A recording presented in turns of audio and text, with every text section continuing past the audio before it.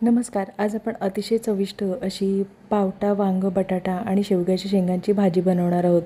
अतिशय चविष्ट अशी ही भाजी तयार होते. तर ही भाजी कशी बनवायची ती आज आपण ह्या रेसिपीमध्ये पाहणार आहोत.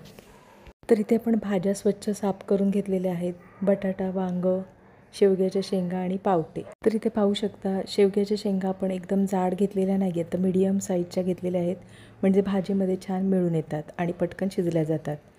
तर इथे आता आपण वाटण तयार करून घेणार आहोत. मिक्सरच्या छोट्या भांड्यामध्ये आपण अर्धी वाटी ओलं खोबरं घेतलेलं आहे, 2 ते 3 लसूण पाकळ्या, थोडीशी कोथिंबीर आणि अर्धा चमचा आपण इथे जिऱ्याचा वापर करणार आहोत. तर इथे हे वाटण आपण असंच बारीक करून घेणार आहोत. म्हणजे इथे पाण्याचा वापर न करता मिक्सर चालू बंद करून आपण वाटण छान तयार करून घेतलेलं आहे. तर इथे तुम्हाला आवश्यकता वाटत असेल तर तुम्ही पाण्याचा वापर करू शकता. तर इथे आता कढईमध्ये आपण फोडणीपुरते तेल गरम करून घेणार आहोत. बारीक चिरलेला एक कांदा छान लालसर होईपर्यंत आपण परतवून घेणार आहोत. तर इथे कांदा परतवून झालेला आहे. कांदा परतवून झाल्यानंतर आपण बारीक चिरलेला एक टोमॅटोचा वापर करणार आहोत.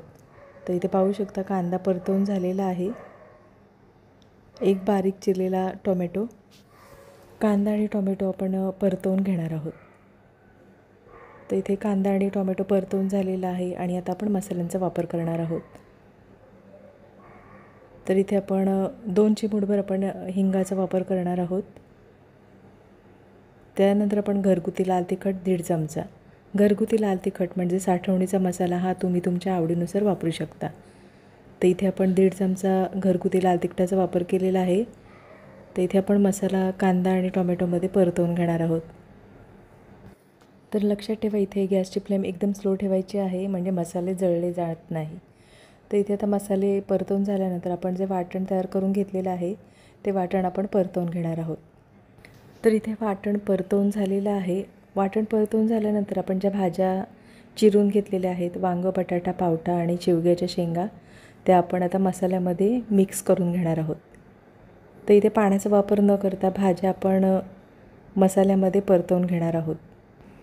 तर इथे गॅसची फ्लेम स्लो ठेवूनच आपल्याला भाजी परतवून घ्यायची आहे. तर इथे आता आपण भाजी परतवून घेणार आहोत. अगदी 1 मिनिटभर आपण मसाल्यामध्ये भाजी परतवून घ्यायची आहे. तर इथे आता भाजी परतवून झालेली आहे आणि अगदी गॅसची फ्लेम स्लो ठेवून आपण झाकण ठेवणार आहोत. तर इथे 2 मिनिटभर आपण झाकण ठेवून झाकणामध्ये पाण्याचा वापर करायचा आहे.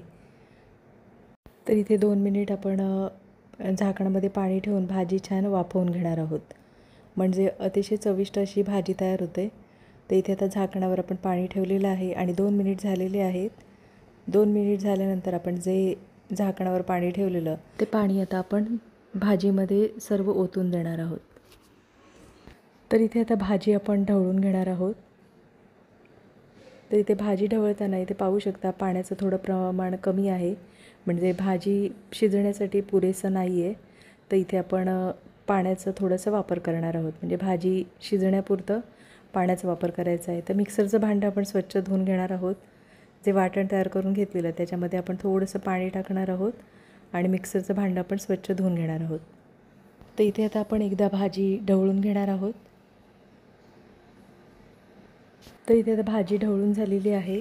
भाजी ढवळून झाल्यानंतर आपण गॅसची फ्लेम मीडियम ठेवायची आहे आणि झाकण ठेवून आपण झाकणामध्ये पाणी ठेवणार आहोत आणि भाजी आपण शिजवून घेणार आहोत. तर आता इथे आपण झाकण ठेवून झाकणामध्ये आपण पाण्याचा वापर करायचा आहे. तर इथे 5 ते 7 मिनटामध्ये भाजी छान शिजून तयार होते.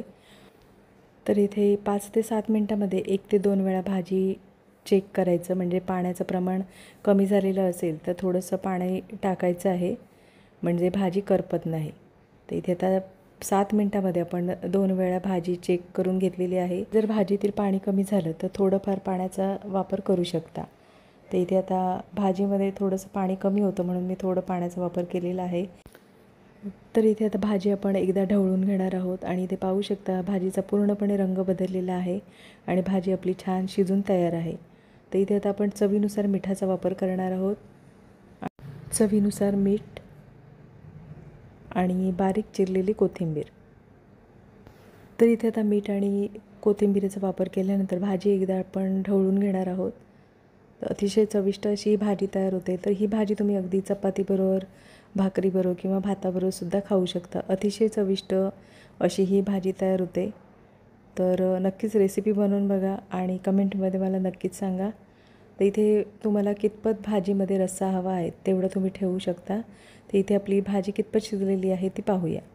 तर इथे पाहू शकता शेवग्याच्या शेंगा छान अशा मऊसर शिजलेल्या आहेत. इथे चमचमीत आणि झणझणीत अशी पावटा, वांग, बटाटा आणि शेवग्याच्या शेंगांची भाजी तयार आहे. नक्की रेसिपी बनवून बघा. अतिशय चविष्ट अशी भाजी तयार होते. तर आजची रेसिपी आवडली असेल आणि चॅनलवर नवीन असला तर चॅनलला सबस्क्राईब करा आणि व्हिडिओ आवडला असेल तर लाईक शेअर करा. पुन्हा भेटू अशाच नवीन रेसिपीमध्ये.